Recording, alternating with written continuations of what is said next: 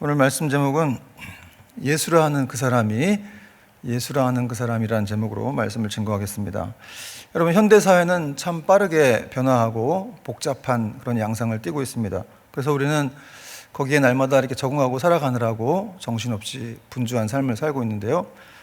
근데 한번 생각해 보면 또 우리 삶을 이렇게 좀 동떨어뜨려서 보다 보면 그렇게 또 우리 삶이 복잡하지만도 않습니다.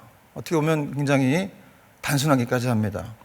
저는 오늘 이 요한복음 9장에 나타난 이 태어나면서부터 이렇게 맹인된 사람의 이야기를 통해서 우리가 그 질서와 원리를 좀 붙잡는 시간이 되었으면 좋겠는데요.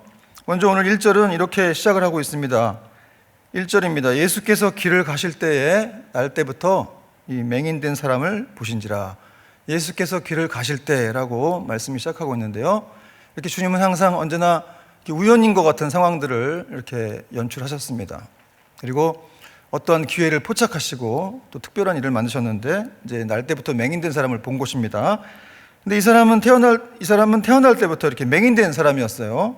맹인은 두 부류의 맹인이 있죠. 이렇게 태어날 때부터 맹인이 있고 또 태어난 후에 어떤 사고나 질병으로 맹인이 된 사람이 있습니다. 그래서 태어난 후에 어떤 사고나 질병으로 맹인이 되었다면 그래도 여러 가지 본 것들이 있고 그렇겠지만 태어날 때부터 맹인된 사람은 아무것도 볼 수가 없고 또 빛을 볼 수가 없고 세상을 볼 수가 없기 때문에 답답합니다. 그래서 아마도 한 번쯤 이렇게 눈을 뜰 수 있다면 사랑하는 사람을 보고 싶을 것이고 또 이 세상의 많은 것들을 보고 싶을 겁니다. 여러분, 그 헬런 켈러가 쓴 이 사흘만 볼 수 있다면 이라는 수필에 보면은 그 헬런 켈러가 이렇게 사흘만 눈을 뜰 수 있다면 보고 싶어 하는 그런 목록들이 나오죠. 헬런 켈러가 아주 어릴 때 열병으로 시력을 잃었는데요. 그래서 그 글에 보면은 이게 첫 번째 날에는 설리반 선생님, 자기 인생을 가장 고귀하고 가치 있게 만들어준 그 설리반 선생님을 보고 싶다, 그렇게 말했습니다. 너무 보고 싶었겠죠. 자기를 이렇게 사랑해주고 가치 있게 만들어준 분인데, 그래서 그 글에 보면은 이렇게 그녀를 찾아가서 그 얼굴을 몇 시간이고 바라보면서 그 모습을 자신의 마음속에 깊이 간직하고 싶다, 이런 말을 했습니다. 그리고 두 번째 날에는 이렇게 또 새벽에 동터 오는 것을 보고 싶고 저녁에 또 영롱하게 빛나는 별을 보고 싶다고 했고, 마지막 세 번째 날에는 이렇게 활기차게 이렇게 아침에 출근하는 사람들의 표정을 보고 싶고 또 아름다운 그런 영화를 보고 싶고, 마지막 날에 또 하나님께 이렇게 3일 동안 눈뜨게 해주신 하나님께 감사 기도를 드리고 싶다라는 그런 말을 했습니다. 여러분, 글을 보면 우리가 이렇게 일상적으로 늘 경험하는 그런 소소한 기쁨의 일들인데, 사실은 이것이 어떤 사람들에게는, 앞을 볼 수 없는 사람들에게는 평생의 소원이 될 수 있는 제목이라는 것이죠. 우리는 이렇게 늘 이런 일들을 경험하지만 여기에 대해서 감사하지는 않습니다. 그런 어떤 사람들에게는 이것이 정말 기적이 될 수가 있다는 것이죠. 오늘 본문에 나오는 이 맹인도 이렇게 태어날 때부터 앞을 볼 수가 없는 사람이었기 때문에 이런 보통 사람들이 경험하는 그 일상의 소소한 기쁨들을 누릴 수가 없었어요. 그리고 태어날 때부터 맹인이었기 때문에 구걸을 할 수밖에 없었고, 경제적으로 어떤 일을 할 수가 없었죠. 그리고 사회적으로도 굉장히 이렇게 매도를 당했고 또 비천한 신분이었죠. 그리고 또 부모들에게 보통 이렇게 버림을 받아서 이 사람이 그냥 겨우겨우 이렇게 목숨만 연명해서 사는 그런 아주 비천한 사람이었습니다. 그런 맹인을 예수님께서 오늘 보신 것입니다. 어떻게 보셨느냐? 아주 깊은 관심과 긍휼의 눈으로 그를 바라보셨습니다. 근데 많은 사람들도 맹인을 보았지만 예수님처럼은 바라보지 않았습니다. 예수께서 맹인을 보고 계시다는 것을 알게 된 이세아들이 이상한 질문을 하는데요. 선생님, 저 사람은 누구의 죄로 인해서 이렇게 맹인으로 된 겁니까? 자기 죄입니까? 그 부모의 죄입니까? 이렇게 물어봤어요. 그 내용이 2절에 나오죠. 그러자 제자들은 주님의 시선이 이게 맹인을 향해 있었던 것을 알게 되자 자기들도 맹인을 보고 관심을 비로소 갖게 되었습니다. 사실 제자들이 거리를 오가면서 한 번쯤 맹인을 봤을 수도 있습니다. 그러나 이 맹인에게 한 번도 관심을 주지 않았고 또 예수님에게 고쳐달라고 부탁도 하지 않았다는 것이죠. 왜냐하면 이 맹인이 이렇게 어떤 앞을 못 보게 된 것이 그의 어떤 이 형벌로 인해서 생긴 당연한 것이라고 생각했기 때문에 그렇습니다. 그렇죠. 예수님은 아주 놀라운 대답을 하시는데요. 3절 말씀은 같이 한번 읽어보겠습니다. 3절 시작. 예수께서 대답하시되 이 사람이나 그 부모의 죄로 인한 것이 아니라 그에게서 하나님이 하시는 일을 나타내고자 하심이라. 여러분, 유대인들은 선천적인 질병이나 어떤 이 고난들이 죄라고 보았죠. 원인을 죄라고 보았습니다. 장애의 원인을. 그리고 그 죄가 자기의 죄인지 혹은 또 부모의 죄인지가 늘 논쟁거리였어요.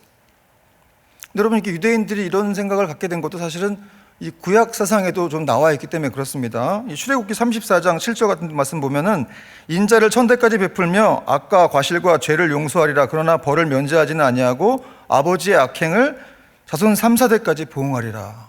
또 민수기에도 아버지의 죄악을 자식에게 갚아 3, 4대까지 이르게 하겠다라는 말씀이 있는데요. 그러니까 이런 구약적인 사상들이 이들의 생각을 이렇게 또 만들어 놨을 수도 있습니다. 그러나 여러분, 이런 질병이나 고난이 반드시 죄 때문만은 아니죠. 욥기를 보더라도 욥은 하나님을 더 깊이 알게 하기 위해서 그렇게 고난이 주어졌고, 또 사도 바울도 육체에 가시가 있었지만 그가 교만하지 않게 하려고, 또 하나님을 더 깊이 의지하게 하려고 이런 고난들을 주셨다는 겁니다. 그러므로 오늘 예수님께서는 이렇게 전통적인 유대 세상에 바탕을 둔 제 아들의 이 생각에 동의하지 않으셨고, 또 그 생각이 틀렸음을 말씀하시면서 이렇게 맹리된 것은 하나님이 하시는 일을 드러내기 위함이다, 이렇게 말했다는 거죠. 여기 하나님이 하시는 일은 하나님의 일을 말하는데요, 좁은 의미로는 하나님의 구원 사역을 말하고, 또 넓은 의미로는 하나님의 영광을 위한 일이라고 말씀할 수 있습니다. 여러분, 예수님께서는 이렇게 사람들의 생각과 관점을 아주 의도적으로 바꾸어 버리셨습니다. 왜냐하면 사람들의 생각이 온통 이 사람이 맹인으로 태어난 원인과 그 배경에만 몰려 있었기 때문이죠. 다시 말해서 과거에 맹인에게 혹은 그의 부모에게 어떤 일이 있었는가 하는 한계를 벗어나지 못한 겁니다. 그러자 이렇게 이 한계에 붙들려 있는 이런 사람들에게 예수님은 새로운 차원의 내용을 말씀하셨죠. 바로 맹인의 존재 원인이 아니라 그 존재 목적이었습니다. 그리고 그 존재 목적은 바로 하나님이 하시는 일과 관련이 있었습니다. 여러분, 근데 또 그렇다고 해서 이 장애를 가진 사람들이 다 하나님의 영광을 위한 일이냐라고 일반적으로 우리가 말을 할 수는 없습니다. 이 사건은 요한복음 9장이라는 맥락 속에서 하나님의 경륜 속에 맹인이 되었다고 볼 수가 있는데요. 그런데 여러분, 이렇게 장애를 가진 사람들로 태어나서 나중에 이 사람들이 하나님을 만나고 또 이렇게 새롭게 삶을 살고 하나님의 영광을 드러내는 그런 사람들이 많이 있죠. 누가 있습니까? 여러분, 우리가 잘 아는 그 이지선이라는 분도 그렇고요. 불의의 교통사고를 당해서 전신에 화상을 입었지만 나중에 이렇게 하나님을 만나고 나서 그가 하나님의 영광을 위한 도구로 잘 쓰임을 받습니다. 또 닉 부이치라는 사람이 있죠. 닉 부이치치. 사람은 이 팔과 다리가 없이 태어나서 8살 때까지 계속해서 고통스럽게 살다가 8살이 될 때까지 이 자살 시도를 8번이나 했다 그래요. 9번 정도. 욕조에 물을 받아놓고 뛰어들었는데 그때마다 이제 어머니에게 발견돼서 살았습니다. 여러분, 8살짜리 아이가 이렇게 8번, 9번을 자살 시도를 할 정도면 얼마나 고통이 컸겠습니까? 그런데 12살이 될 때쯤 이 오늘 본문이죠. 요한복음 9장의 내용을 보고 예수님이 이 맹인에게 하시는 말씀을 보고 그가 이제 회심을 하게 됩니다. 강력한 성령의 역사가 있었던 것 같아요. 그리고 그의 삶은 달라지는데요. 닉 부이치치는 그때부터 팔과 다리는 없지만 온갖 스포츠를 다 합니다. 뭐 농구, 야구, 또 수영, 스키 다 배우고 대학에 가서도 이 복수 전공까지 해서 훌륭한 사람이 되고 나중에는 이렇게 뭐 건강한 사람, 보통 사람들을 다 이렇게 치유하는 그런 치유 집회자로 잘 쓰임 받고 있죠. 이 닉 부이치치가 몇 년 전에 결혼까지 했더라고요. 그래서 아들도 낳아서 제가 너무 은혜로워서 그 사진을 제 카톡 이렇게 표지에 올려놓은 적도 있었는데요. 또 하나님의 섭리가 있었는데 이 닉 부이치치의 집회에 어떤 중년 부인이 오셨는데 닉 부이치치의 강연을 듣고 저 사람을 내 사위로 삼았으면 좋겠다 이렇게 기도를 했다 그래요. 근데 어느 날 자기 딸이 이렇게 신랑감을 데려왔는데 닉 부이치치를 데려왔다고 합니다. 뭐 저만 은혜 되는지 모르겠는데 여러분, 이렇게 하나님의 섭리가 참 은혜가 놀랍습니다. 여러분, 우리 삶 가운데 늘 이렇게 하나님의 은혜가 여전히 존재합니다. 그리고 하나님의 영광을 위해 사는 사람들, 그런 사람들을 위해서 하나님이 또 이렇게 함께 하시고 길 열어주신다는 거죠. 여러분, 우리는 이 세상에 살면서 이 선한 사람들이 종종 고통받는 그런 일들을 이렇게 보게 됩니다.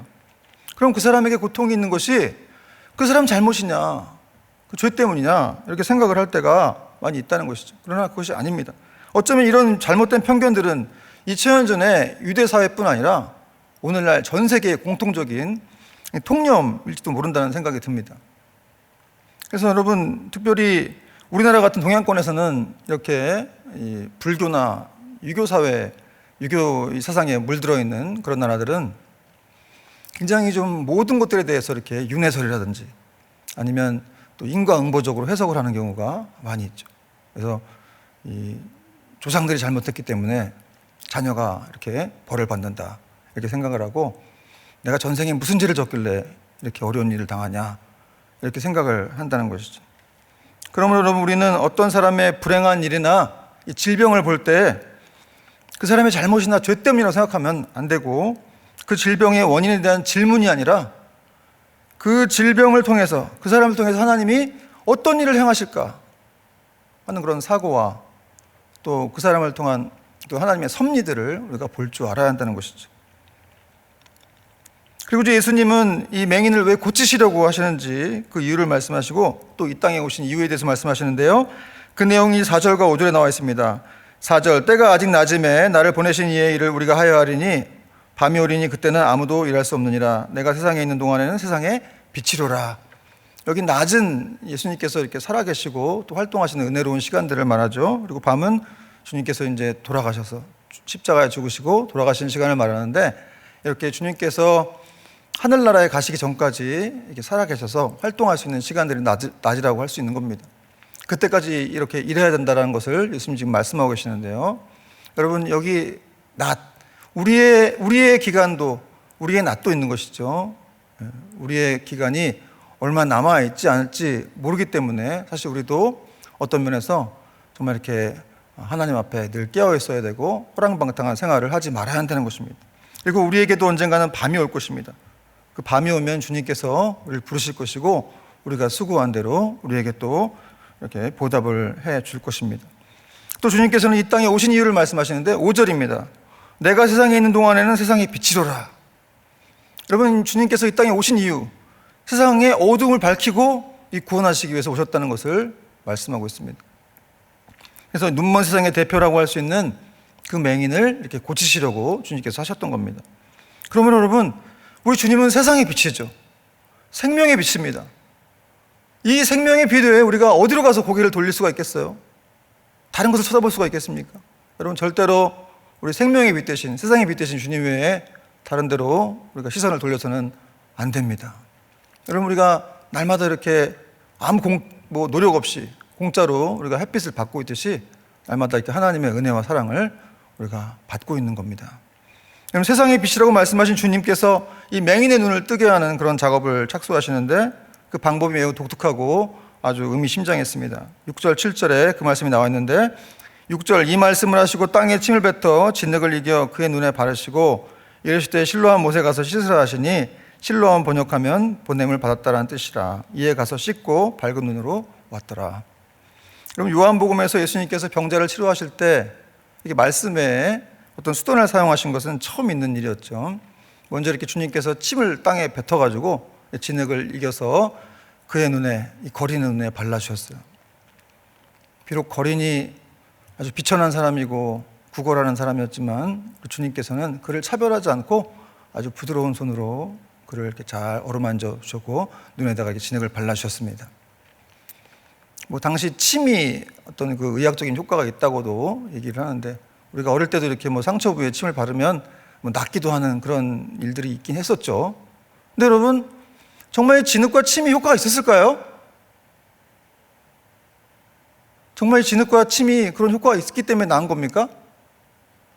정말 이렇게 잘 될 것 같지도 않은 이런 것들을 가지고 이게 난다는 게 말이 안 되죠. 그럼 어떻게 난 것이냐?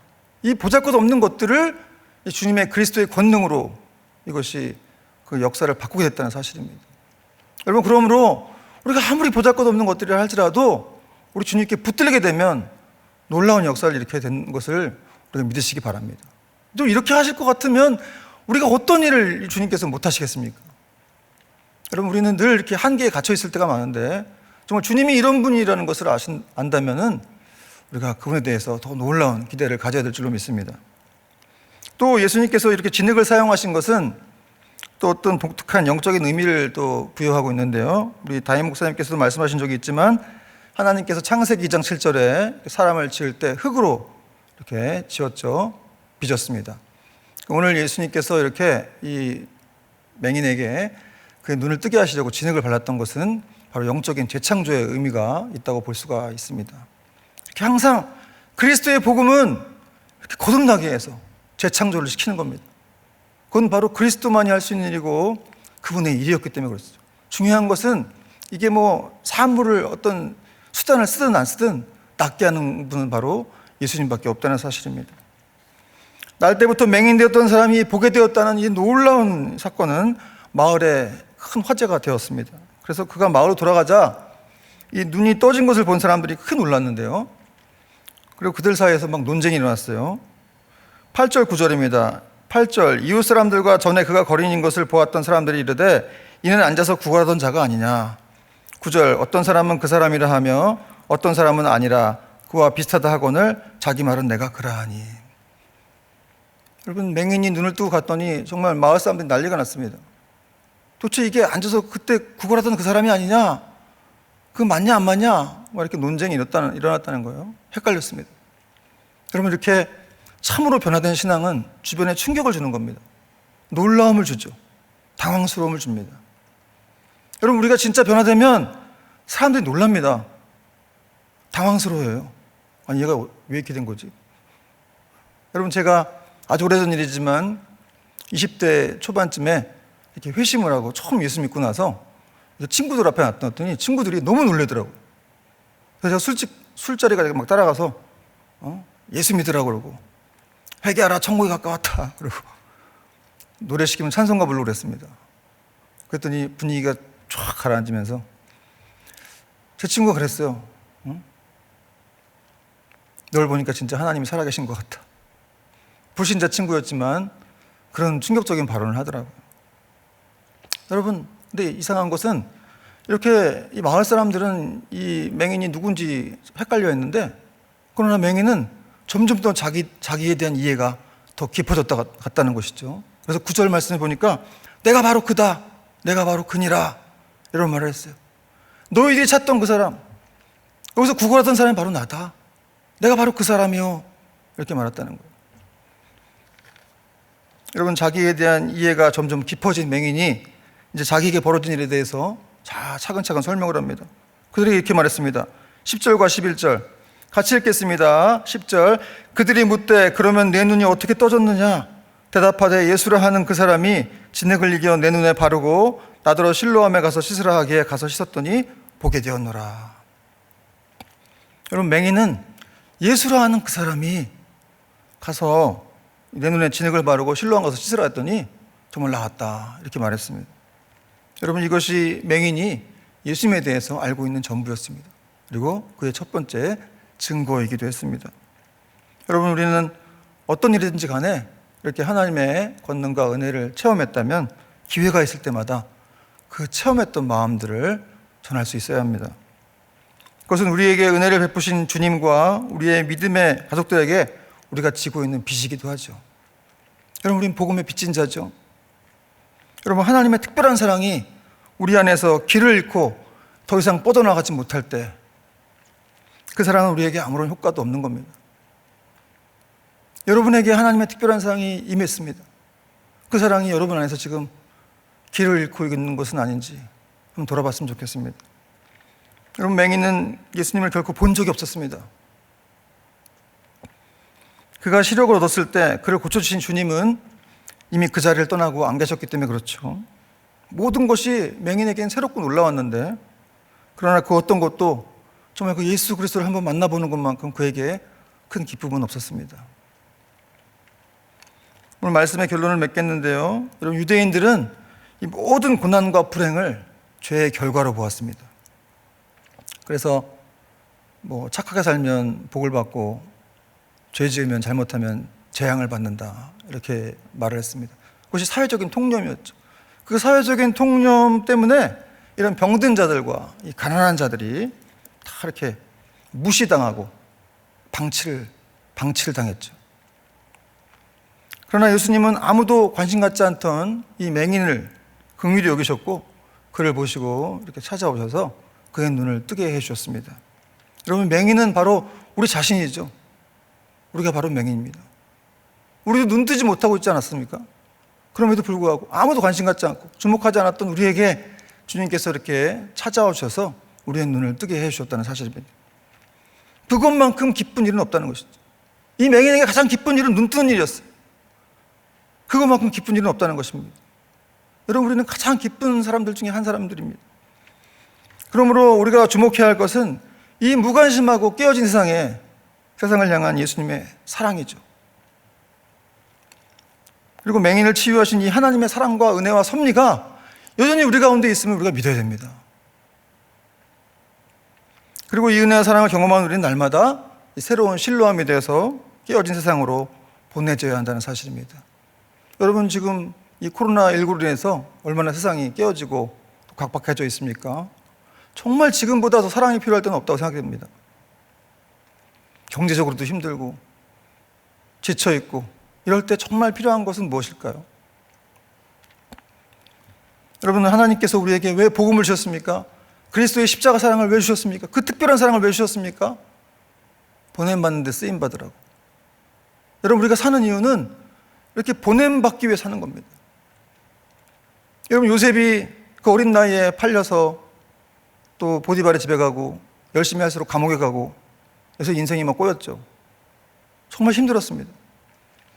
근데 자기가 나중에 하나님의 은혜를 깨닫고 그가 특별한 걸 깨달았죠.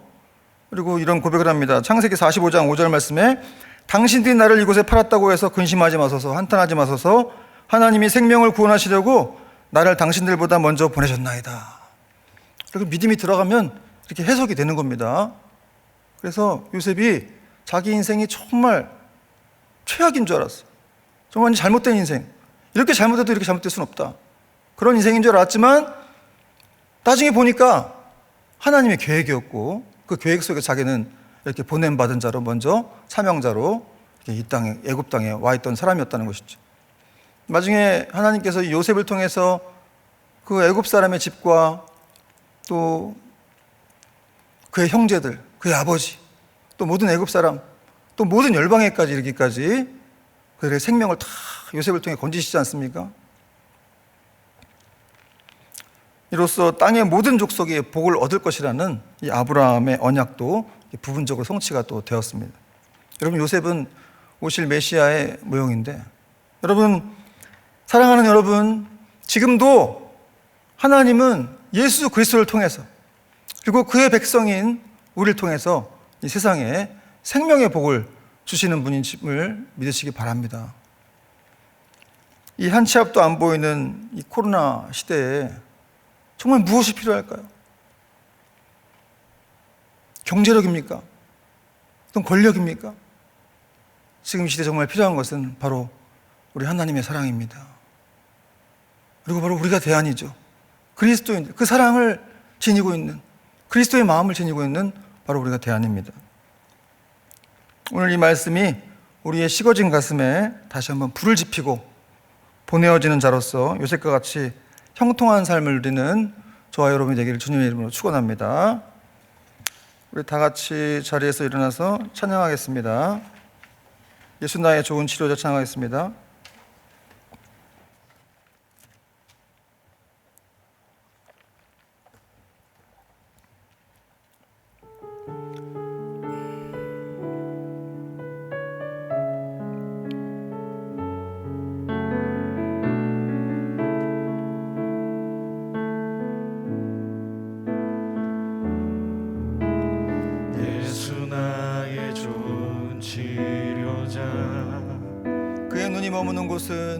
그의 눈이 머무는 곳은 나의 슬픔과 고통 고개 들어 그의 눈을 볼 때에 난 알았네.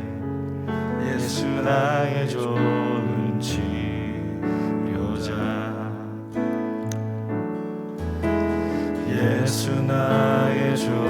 고치려자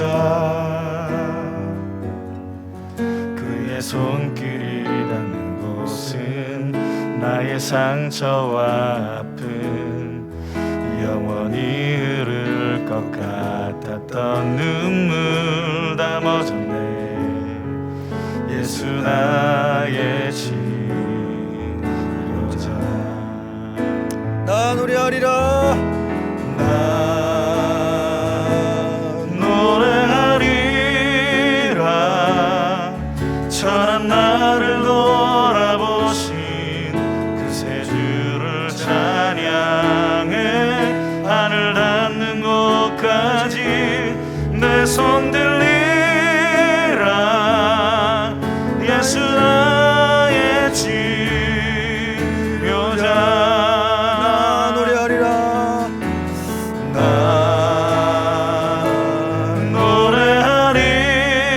노래하리라.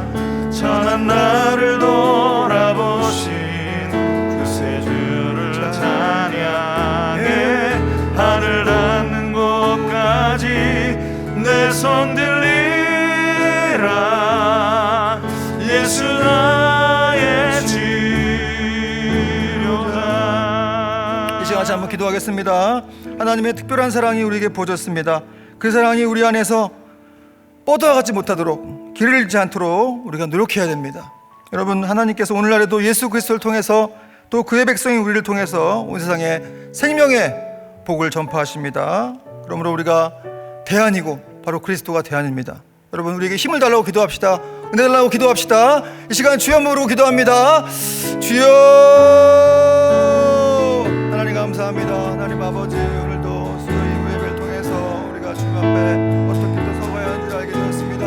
아버지, 특별한 사랑을 주님 감사드립니다. 감사.